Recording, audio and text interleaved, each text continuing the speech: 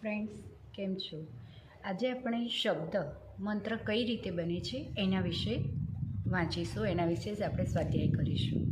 તો બુક છે સૂર્ય સાધના, જે પંડિત શ્રીરામ શર્મા આચાર્ય રચિત છે.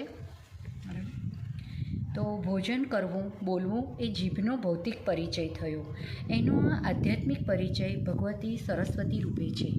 જીભ શબ્દોનું ઉચ્ચારણ કરે છે અને એ ઉચ્ચારણથી મનુષ્યના મગજ અને અંતઃકરણને જ નહીં, શરીરને પણ પ્રભાવિત કરવાની શક્તિ જીભમાં હોય છે. એનાથી પણ આગળ વધીને તે શક્તિ વસ્તુઓને પણ પ્રભાવિત કરે છે. આ રહસ્યમય શક્તિને ચમત્કારિક રૂપે પ્રયુક્ત કરવાના વિધાનનું નામ મંત્રશાસ્ત્ર છે. સામાન્ય જાણકારીનું આદાન પ્રદાન તો વાણીથી જ થાય છે, પરંતુ જ્યારે તે શબ્દશાસ્ત્ર પ્રમાણે કેટલાક વિશેષ શબ્દોનું સ્વર સાધના સાથે ઉચ્ચારણ કરે ત્યારે એ શબ્દ સમૂહને મંત્ર કહે છે.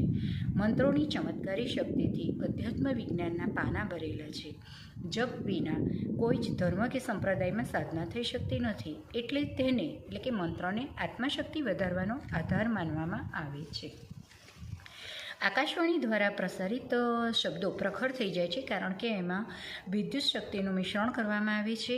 એના અભાવમાં આપણો અવાજ 1000 ફૂટ દૂર સુધી પણ નથી સંભળાતો, જ્યારે રેડિયોનો અવાજ આખું જગત સાંભળે છે. બરાબર એવી જ રીતે મંત્રોચ્ચારણને પ્રચંડ અને વ્યાપક બનાવવા માટે હૃદયની વિદ્યુત શક્તિનો ઉપયોગ કરવો પડે છે. સાથે શ્રદ્ધા, વિશ્વાસ અને ભક્તિનો સમન્વય કરીને એની શબ્દાવલીને એટલી પ્રખર કરવી પડે છે કે તે માત્ર સાધારણ ઉચ્ચારણ ન રહેતા શક્તિ પ્રવાહના રૂપે પેદા થઈને પોતાનું ઈચ્છિત પ્રયોજન પૂરું કરી શકે.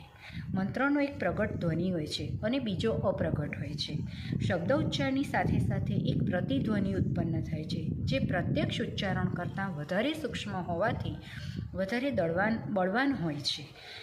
એના અદ્ભુત સામર્થ્ય વિજ્ઞાન જગતને આશ્ચર્યચકિત કરી દીધું છે. તો મિત્રો, જે મંત્ર છે એ આપણે હૃદયથી ઉચ્ચારીએ તો એ પ્રભાવિત થઈ જાય છે.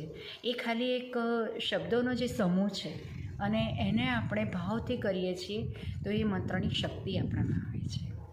બરાબર? તો આવો આપણે મંત્ર જપ કરતા રહીએ અને 5 કે 10 મિનિટ માટે પણ એ પરમપિતાને આપણે યાદ કરીએ અને એમની શક્તિને આપણામાં લઈ લઈએ. Thank you.